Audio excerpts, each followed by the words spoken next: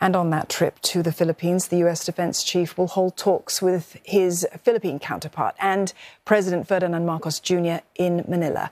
Top of Mr. Austin's agenda, that's going to be securing expanded US military access to key bases in the archipelago.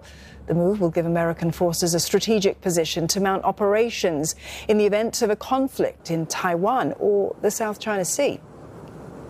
And for more on this, Nick Harper joins us live from Washington, D.C. Good morning to you, Nick. U.S. military, it's poised to secure new access to key Philippine bases. What is the long-term goal with this move? Give us some context.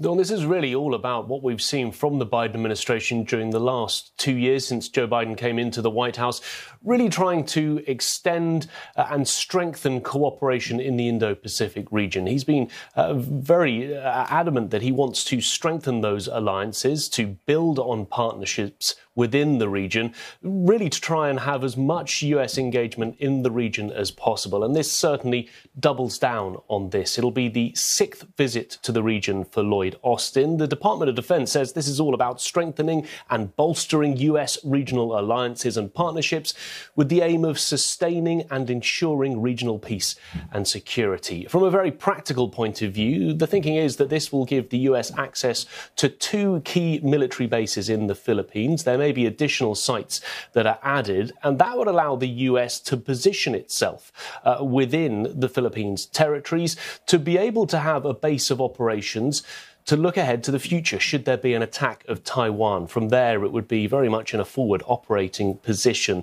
and able to offer support from there. But also by putting US troops in the region, by having a much stronger US presence, the hope from the United States and from the Philippines is it would just act as a deterrent, that even if it doesn't go all the way in the future to us seeing an attack of Taiwan, by having this stronger US presence, it sends a very strong message to Beijing that the US is there, that it's standing by, and that would hopefully deter Beijing from acting.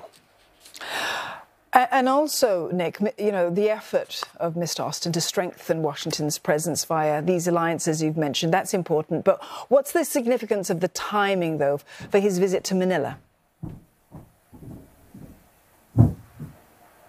Well, this seems to be very much the advance guard from Lloyd Austin, heading to the region, heading to South Korea and to the Philippines, just a few days ahead of the US Secretary of State Antony Blinken heading to Beijing. He'll be there this weekend for some very important talks. So here we are seeing Lloyd Austin, the defense chief, in the region, showing that the US has those strong partnerships with South Korea, with the Philippines.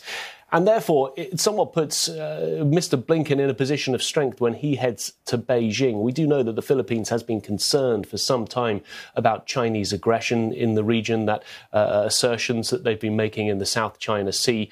So it certainly helps to settle minds among the South Korean and Philippine allies, but it also sends that message from the US that it has strengthened the partnerships just ahead of that important visit by Secretary Blinken. All right, Nick, thank you very much for that. Nick Harper there reporting for us live from Washington, D.C.